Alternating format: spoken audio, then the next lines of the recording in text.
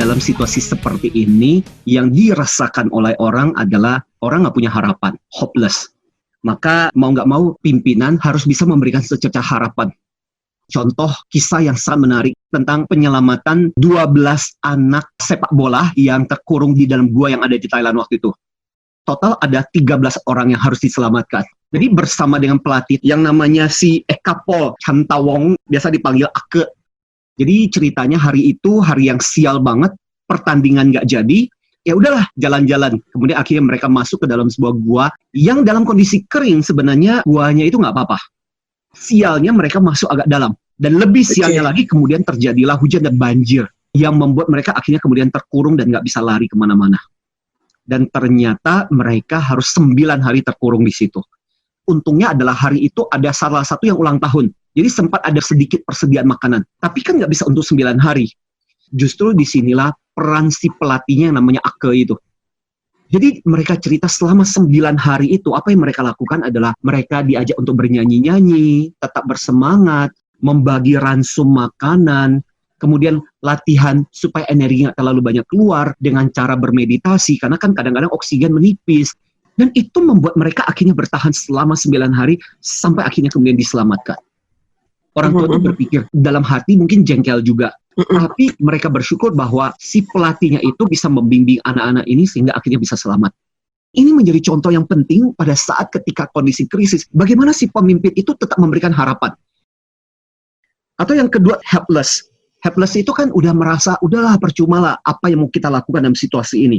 Tapi si pimpinan itu bisa dengan cepat mengajak orang yang bingung untuk mengambil keputusan. Udah, dalam situasi seperti ini, daripada bengong, daripada stres, yuk ini keputusan yang harus kita ambil. Dan itu menuntun orang.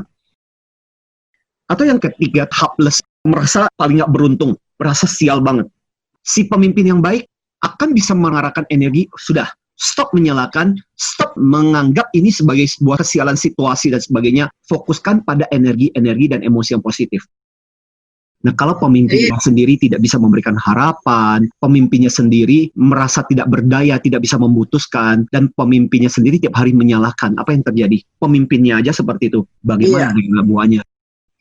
Jadi gambaran kita adalah, saya masih ingat ketika kita pernah dulu ngomongin tentang seorang pemimpin yang betul-betul melayani, servant leadership. Pertama-tama yang mesti punya kuping, itu menggambarkan, ya mau mendengarkan, tim kita, orang-orang kita pasti punya pergumulan sendiri, pasti punya problem-problem sendiri. Nah, bagaimana kita bisa mendengarkan dan mau mendengarkan kesulitan-kesulitan mereka. Terus hati, kita simbolkan sebagai rasa kemampuan untuk berempati. Contoh, mungkin ada di antara anggota tim kita yang anggota keluarganya kena PHK. Akhirnya kemudian jadi bergantung kepada single income. Income-nya cuma dari satu orang. Bagaimana pemimpin mencoba untuk memahami keluarga-keluarga yang seperti itu. Apalagi dalam situasi seperti itu, akhirnya kemudian ada instruksi untuk pengetatan budget. Ada yang bahkan kena pemotongan gaji misalnya. Nah, bagaimana si pimpinan ini tetap berempati dengan situasi anak buahnya itu? Karakteristik yang lain, 2 mata. Mata yang pertama adalah mata yang terus-menerus bisa melihat situasi sekarang, jadi bisa mengupdate timnya. Apa sih sebenarnya perkembangan yang terjadi, bisnis kita situasinya seperti apa? Tapi jangan cuma fokus pada sekarang. Mata yang kedua adalah mata yang bisa memandang dan melihat ke depan. Jadi bisa membuat prediksi, mencoba untuk tetap membesarkan hati timnya. Yang lainnya juga kita bisa bicara mengenai mulut. Nah, itu penting banget. Bukan cuma sekedar kasih instruksi. Buat kita mulut itu melambangkan bagaimana tetap bisa memberikan persuasi. Apa yang terucap, apa yang diungkapkan seorang pimpinan, apakah dari kata-kata yang dia ucapkan itu justru memotivasi atau semakin menambah kisru atau menambah beban buat timnya. Ada komponen lain yang juga menjadi peringatan buat kita, yaitu tangan. Tangan kan ada 2. Tangan yang pertama adalah tangan yang mengembangkan, yang memberikan penguatan lah. Tapi tangan yang kedua adalah tangan yang membantu, tangan yang menuntun. Dan saya merasa memang challenging banget. Mungkin malah dari pimpinan sendiri, kita dituntut untuk memberikan kepada anak buah kita seperti itu. Lah, kita sendiri kan juga manusia. Kita sendiri juga bisa dalam kondisi sulit. Masalahnya ada di situ. Ya, kita nggak bisa cari dari siapapun, kecuali ya diri kita sendiri yang harus bisa menguatkan diri kita. Saya jadi ingat ilustrasinya Stephen Covey yang nulis buku Seven Habits itu.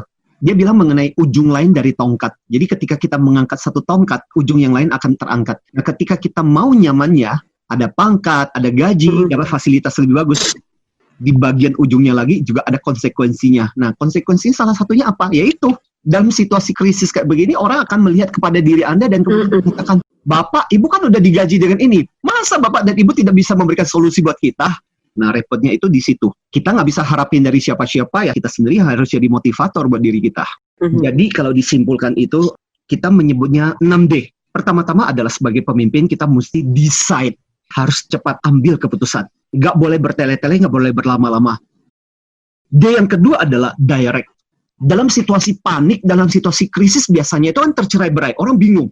Direct itu artinya mengarahkan. Yang ketiga adalah dependable. Dalam situasi sulit, orang bisa bergantung, bisa bertanya pada pimpinannya, kita mesti ngapain? Keempat, driven.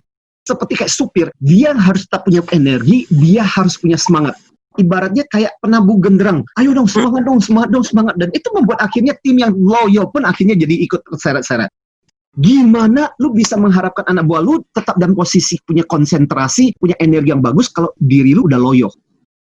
Nah, ide yang berikutnya adalah dutiful. Dutiful itu apa? Jangan sampai online meeting isinya cuma nunjuk-nunjuk kasih perintah. Tapi bagaimana dia juga bisa memberitahu, memberikan contoh dengan terus-menerus berkarya. Makanya dutiful. Nah, terakhir, develop. Pertama-tama dia terus-menerus mendevelop dirinya, tentunya juga adalah mendevelop anak buahnya. Ini masa-masa bagus untuk pimpinan tahu kekurangan timnya seperti apa, dorong mereka untuk tetap berlatih dengan bersemangat.